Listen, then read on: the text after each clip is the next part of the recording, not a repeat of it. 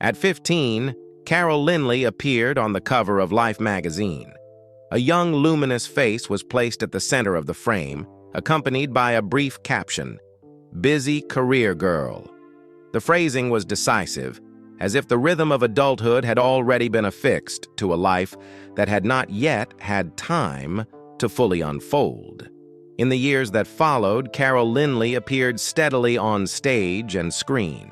Broadway, film, television, Blue Denim, the Cardinal, then the Poseidon Adventure arrived in succession. Success came early, came neatly, enough from the outside to suggest that everything was under control. Yet behind the dense shooting schedules and the unrelenting lights, another life struggled to keep pace with the image imposed upon it. Hollywood liked to call that good fortune. Time did not use such language. When fame runs ahead of one's ability to protect oneself, the consequences rarely erupt into visible tragedy. They accumulate quietly, in private life, in relationships, in the growing sense of misalignment between the person and the image that fame has already fixed in place. Carol Lynley's story took shape precisely within that gap. Carol Lynley's early years unfolded in a different rhythm, with less light and almost no room for hesitation. That rhythm began in Manhattan in 1942, where she was born Carol Ann Jones, in a city that always moved faster than families living on the edge of stability could reasonably adapt to. Her childhood was not defined by a single event dramatic enough to become a turning point. It took shape instead through a prolonged condition, an unsettled life, little margin for error, and rarely a pause, long enough for a child to grow at her own pace. Her parents divorced when Carol was still young, an event that caused little visible shock, yet quietly restructured her entire inner world. From then on, the family contracted around her mother, who became both the sole source of support and the one who carried the full weight of survival. Her mother worked for years as a waitress, a job that demanded long hours on her feet, the right smile at the right moment, and a schedule misaligned with ordinary family life. Late nights, infrequent days off, and irregular routines did not create an obvious sense of deprivation, but they left something else behind: the fragility of all habits.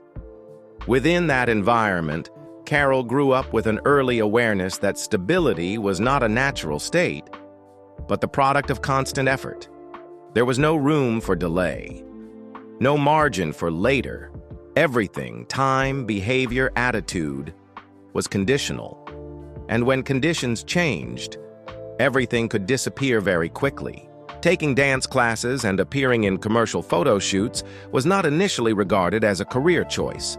It felt more like a natural extension of circumstance, a way to fill empty space that gradually became an essential part of daily life. Photo sessions came regularly, schedules were set in advance, expectations were clear, and there was little room for uncertainty.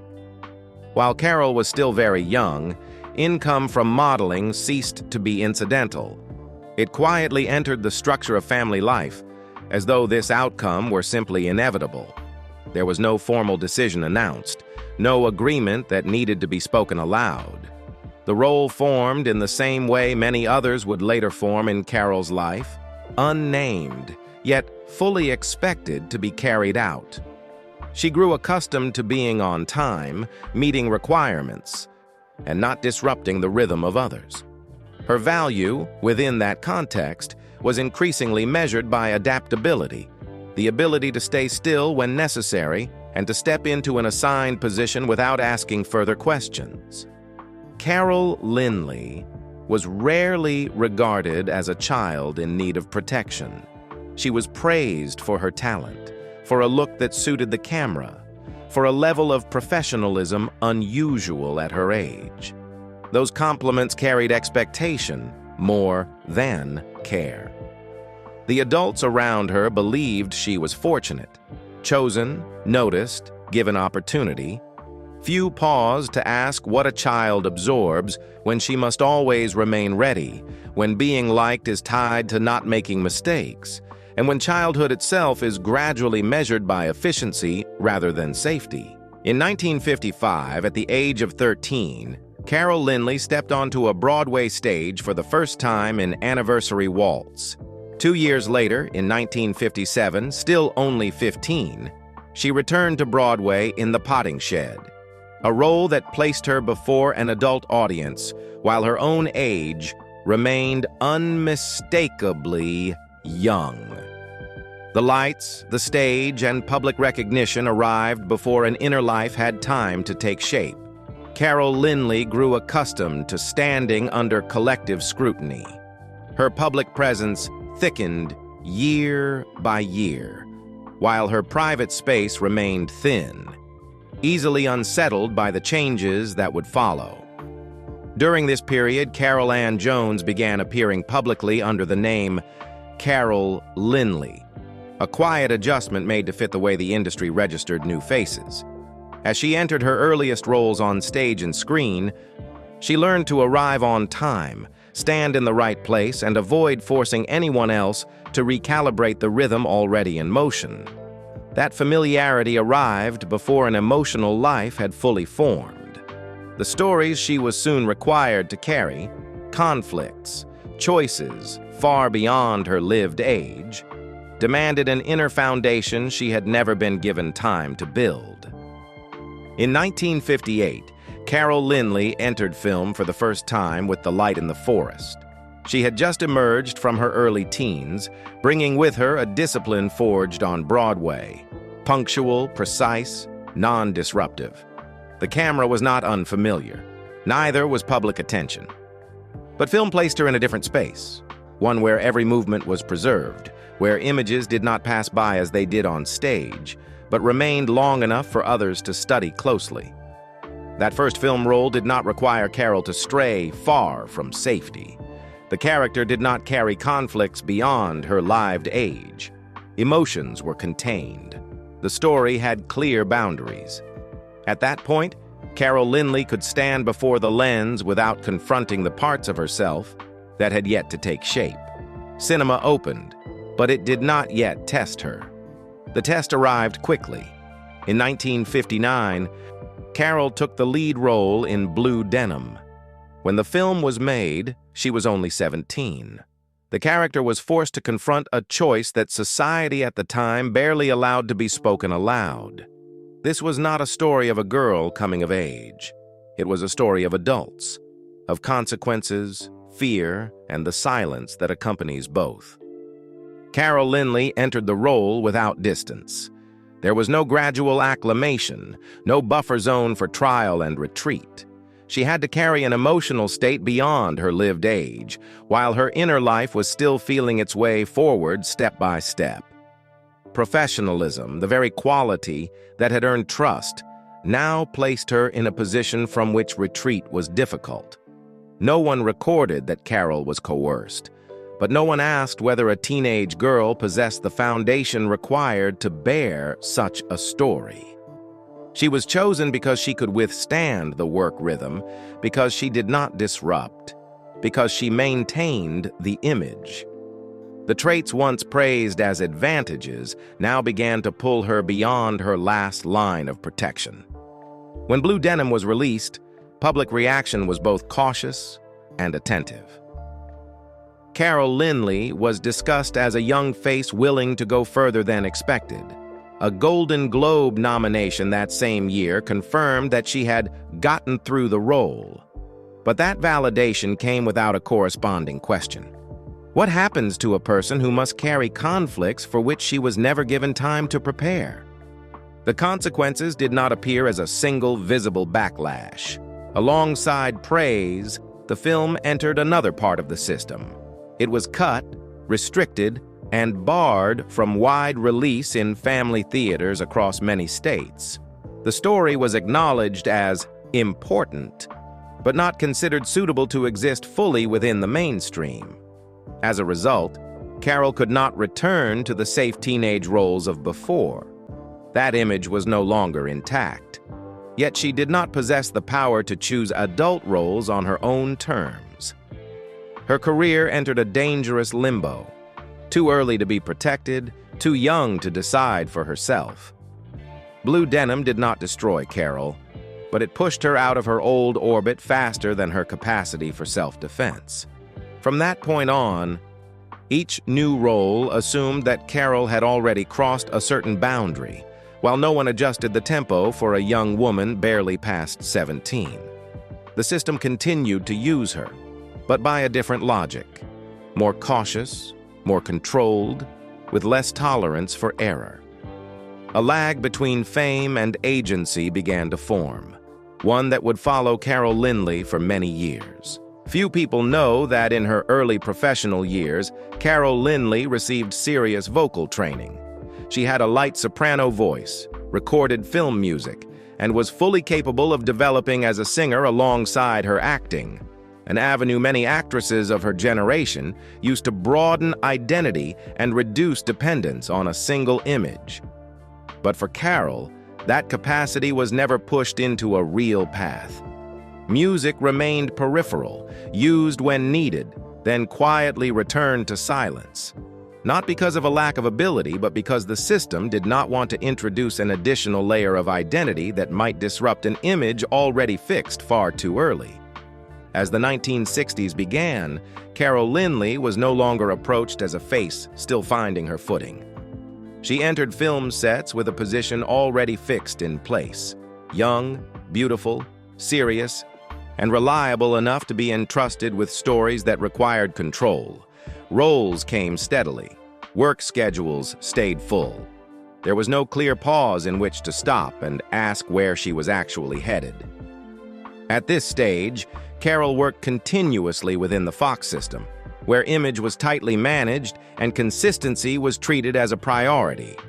The roles offered to her shared an easily recognizable common thread: more mature, moderately layered, complex enough to be taken seriously, but never so far-reaching as to unsettle audiences or the system itself. Carol Lynley functioned as a safe choice for stories that needed a beautiful presence without disruption. When Return to Peyton Place was released in 1961, Carol was no longer introduced as a discovery. She appeared with a now familiar image, a young woman standing amid secrets, pressure, and judging eyes, yet maintaining the composure expected of her. The character carried a past and internal conflict, but every movement stopped short of a final threshold, allowing Carol to move beyond adolescent roles, while never permitting her to stray from the framework already defined for her. That stability carried into subsequent projects. Carol Lynley was assigned roles that were more adult in subject matter, yet control over her image remained elsewhere. The stories contained darker elements, but those shadows were always softened. Conflicts were suggested, but never allowed to linger. Carol worked within a space where boundaries were clearly enforced, though rarely spoken aloud. By 1963, with projects such as The Stripper and The Cardinal, a sense of repetition became more pronounced. Each new role arrived with the promise of professional growth, yet the result was often the same familiar image placed into a different setting. Carol Lynley continued to demonstrate her adaptability, a trait that kept her consistently cast, but also made it difficult for her to escape the position assigned to her. In The Cardinal, a project with considerable artistic ambition, Carol Lynley was not placed at the center of the narrative. She appeared as a necessary component for the structure to function, steady enough to hold the rhythm, restrained enough not to draw focus for too long. This was the position reserved for performers considered dependable within the system, those who would not disrupt the center of gravity nor force the story to recalibrate its direction. Carol Lynley occupied exactly the place Hollywood needed her to occupy, but it was not a place where a personal voice could form. The film drew inspiration from the Leo Frank case, one of the deepest fractures in American legal history and anti-Semitism, to construct a moral framework in which guilt, faith, and judgment were distributed with precision.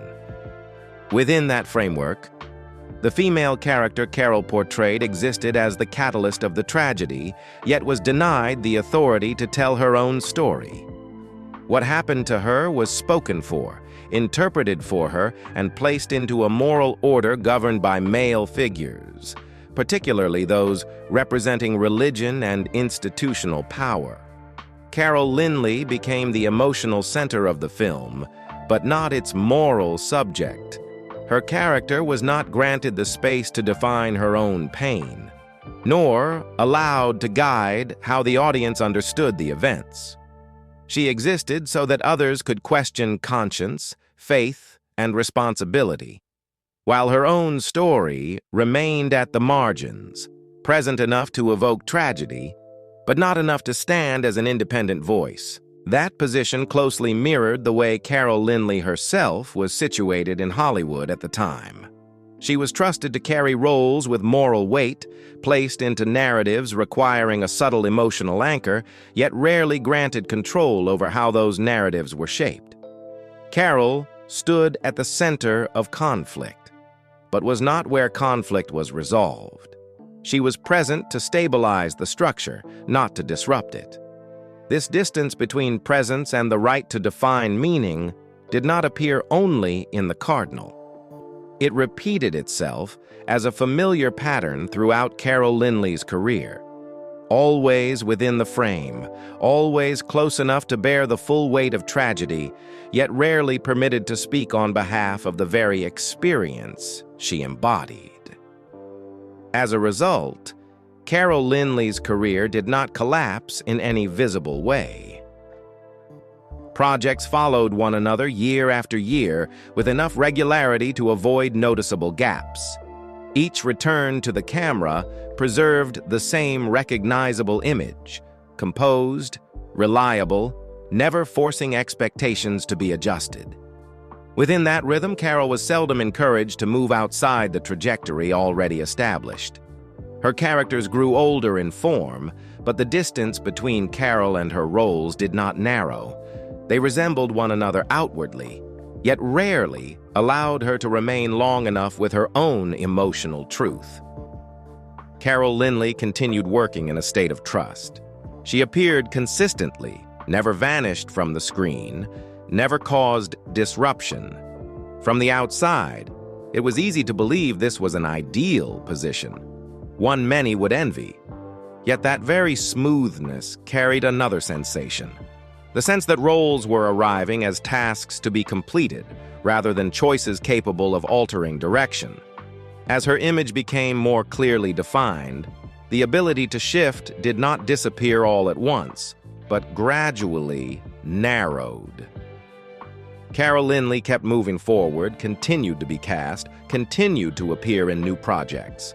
Only one thing changed. Slowly, almost imperceptibly from year to year, the space to choose otherwise grew increasingly rare, and under lights that remained steadily lit, her image began to hold still longer than necessary, not because of a lack of opportunity, but because everything had grown accustomed to leaving it exactly where it was. By 1965, the familiar surface of the lights was still there, but for the first time, the inner rhythm no longer told Carol where she was going. Only one thing had shifted, very slightly yet unmistakably. For the first time, what was unfolding no longer offered her a sense of direction. After years of moving within a shape that had been set in advance, Carol began to pull choices toward herself. Those choices came from her side, fragmented, unprotected by any strategy that promised success. Not because she wanted attention, but because the old image no longer left room for long-term existence.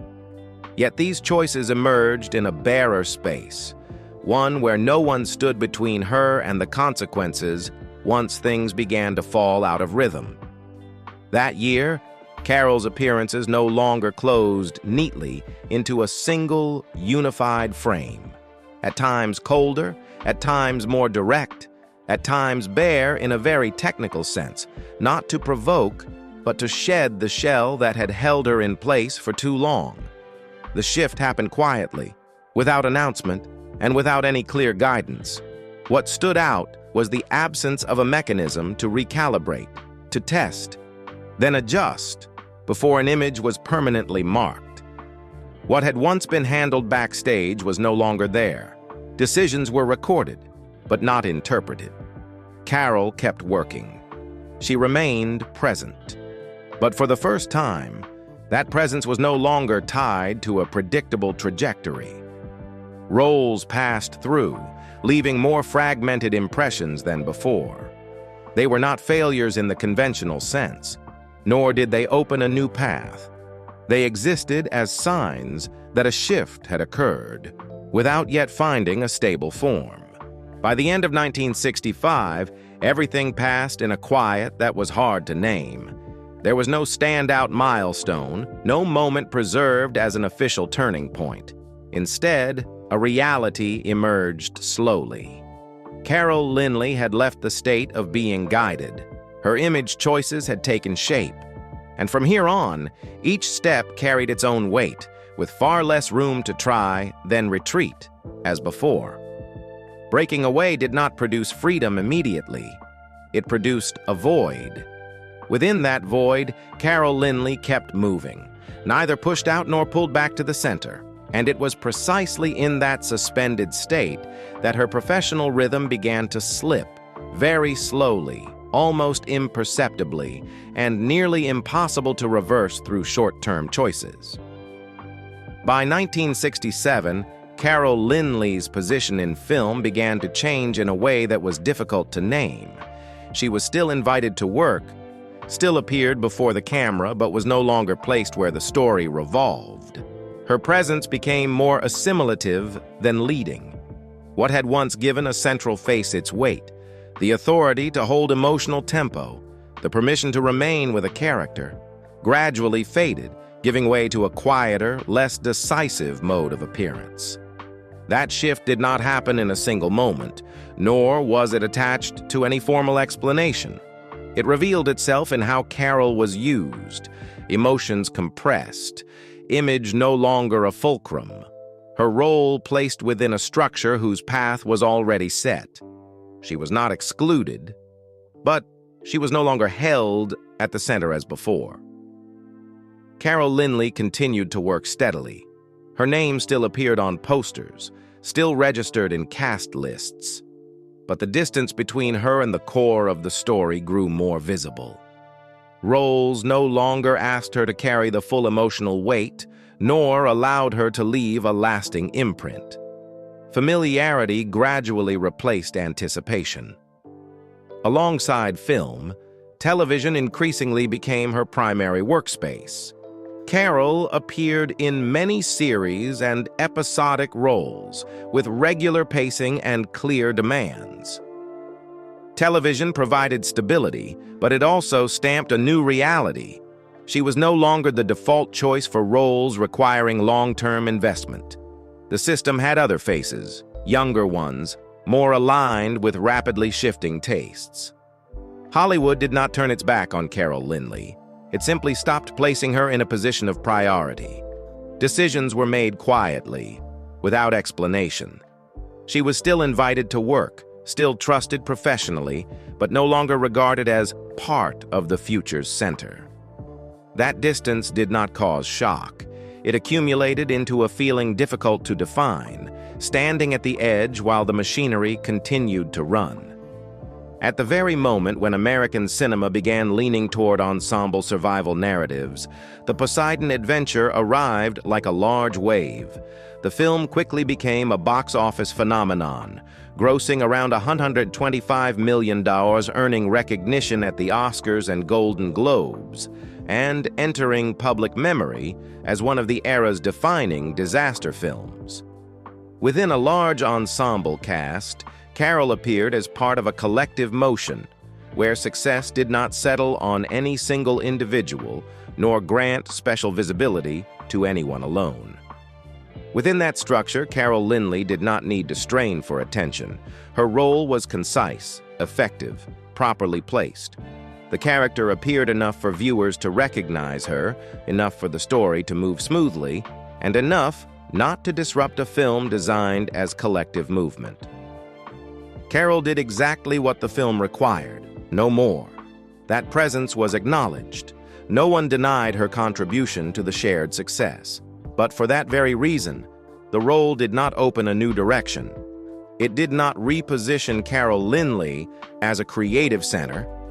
It placed her as a complete part within a system that already functioned extremely well without altering its trajectory for any individual.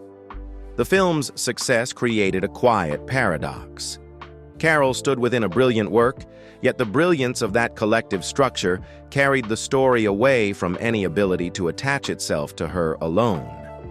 The lights flared brightly, then dimmed according to the film's rhythm, leaving no extended afterglow for any single face. For Carol Lynley, this moment did not feel like rescue, nor like a return in the familiar sense.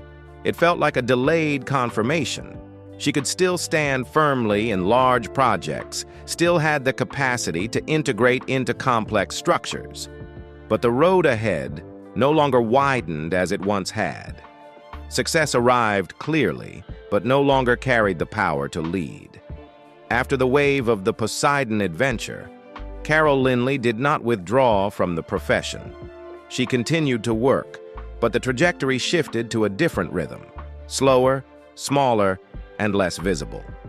Film no longer called her for central projects. In their place came scattered television roles, lower-budget films, appearances sufficient to maintain presence, but insufficient to restore the pull she once had.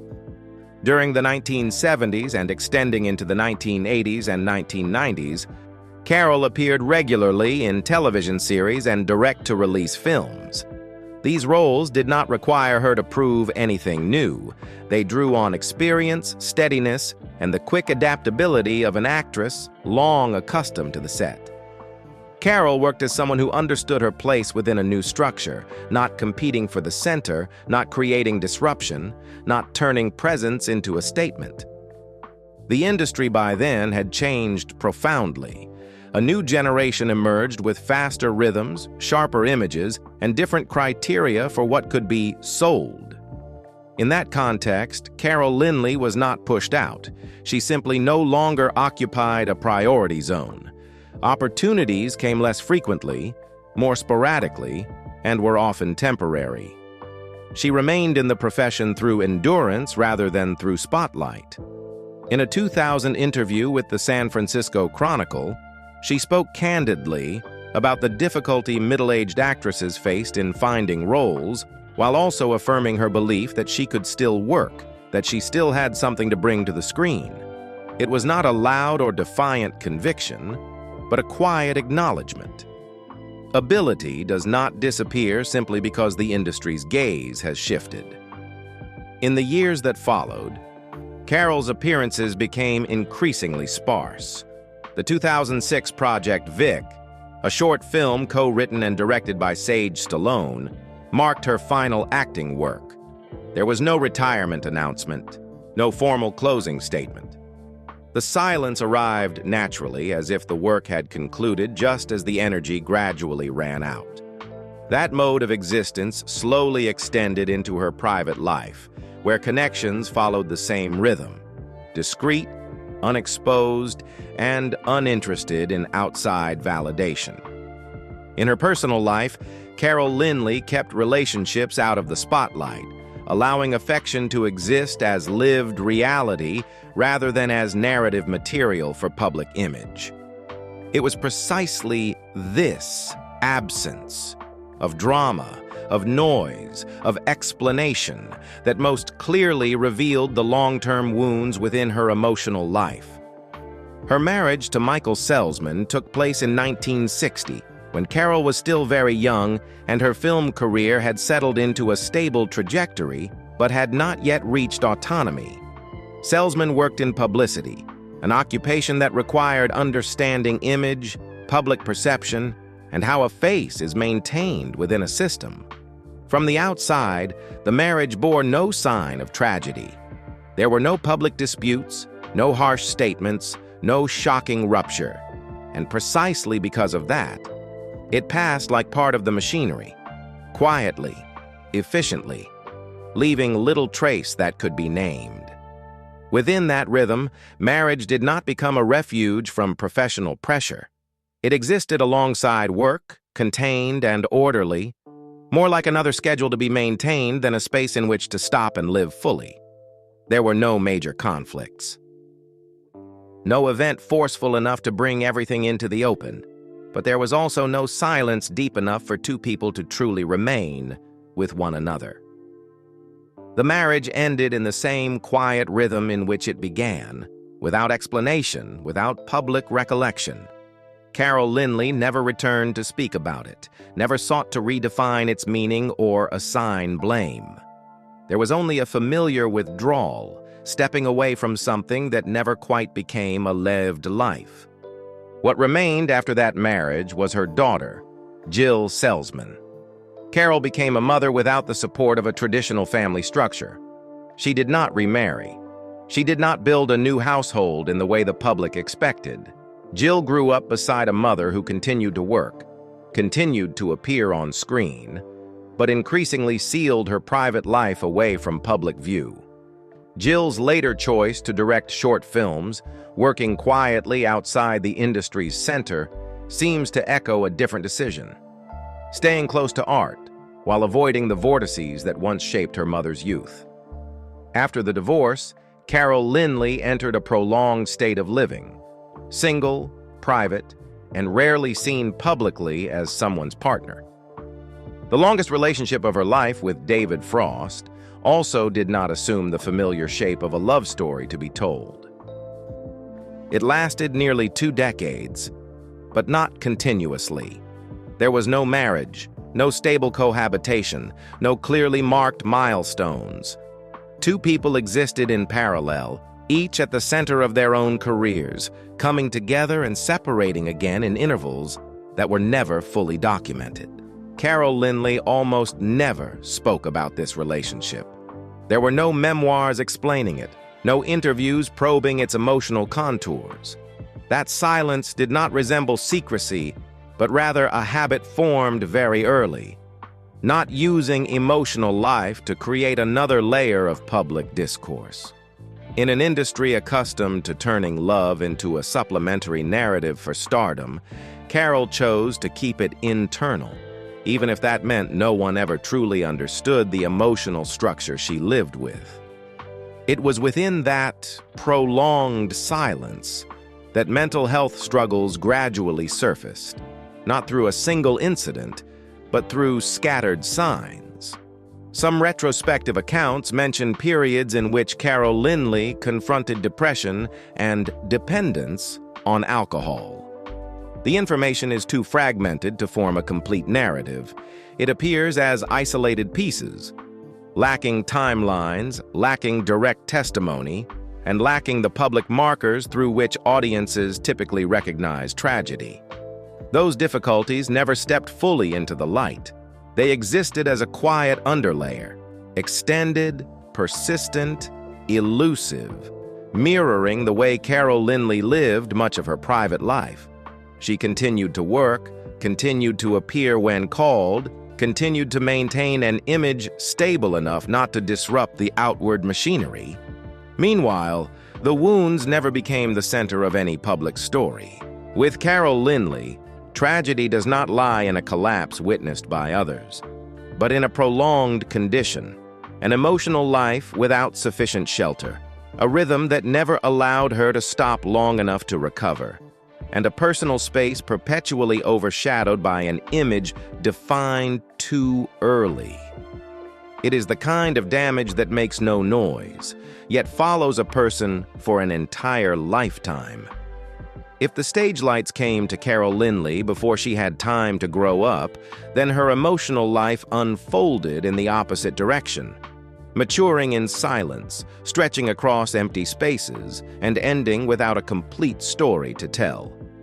It is precisely this absence of explanations, of clearly named climaxes, that forms the most stripped-down core of the journey of a woman who entered Hollywood too early and lived her entire life with the consequences of that fact. Carol Lynley's final years moved to a rhythm completely detached from the logic of the spotlight. There were no schedules to follow, no externally arranged cycles of appearance, and no need to keep an image active in the public memory. Life narrowed, not in the sense of deprivation, but in the sense of no longer needing to expand. Daily choices were neither oriented toward the future nor pulled back toward the past. They were simply enough to exist quietly. After the Project Vic in 2006, Carol did not speak of retirement, nor did she announce her departure from film. Work simply stopped, in the same way many other things in her life had stopped before, without notice, without ceremony, without a need for recognition. That silence did not feel like a rupture. It felt like a condition long accepted, that some journeys do not need to be extended further in order to retain their meaning. Carol lived far from Hollywood, avoiding spaces where memory is routinely reconstructed through nostalgia.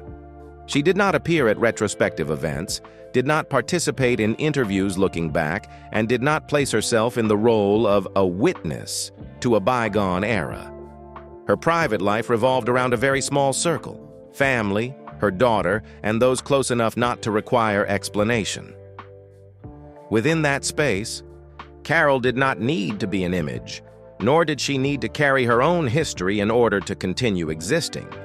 Her health declined quietly, not narrated as a battle, and not framed as a story of endurance. The body, once subjected to the constant gaze of the camera, returned to a fully private existence.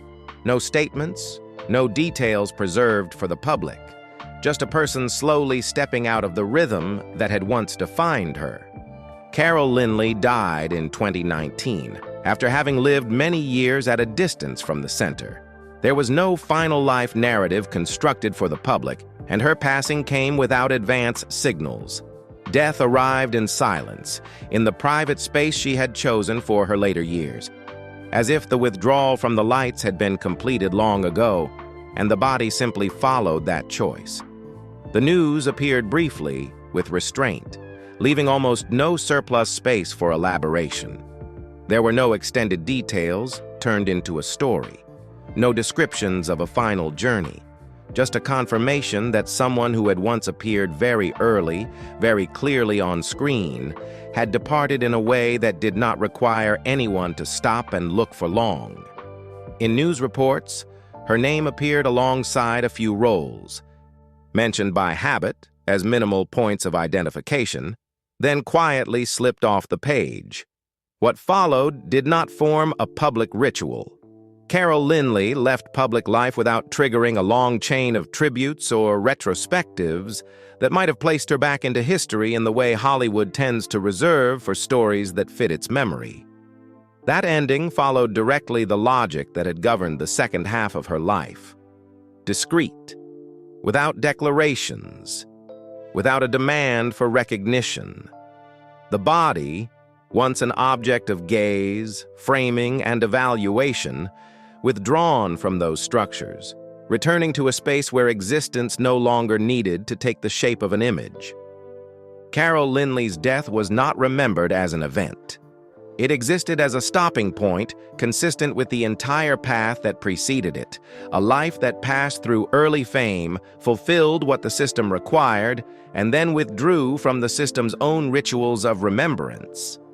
Not because she was unimportant, but because her story no longer fit the kind of narrative Hollywood preserves once an era has shifted.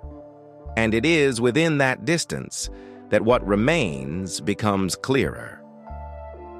Carol Lynley is not remembered for a long chain of iconic roles or for an image preserved across generations. Her trace lies in the sense of a person who entered the system too early, completed everything asked of her, yet was always denied a space wide enough to define herself from within that structure. She belongs to a class of women in classic Hollywood, those who did not collapse loudly nor disappear suddenly, but quietly slid to the margins as the machinery changed direction. In them, tragedy does not reside in a failure that can be named, but in a prolonged absence.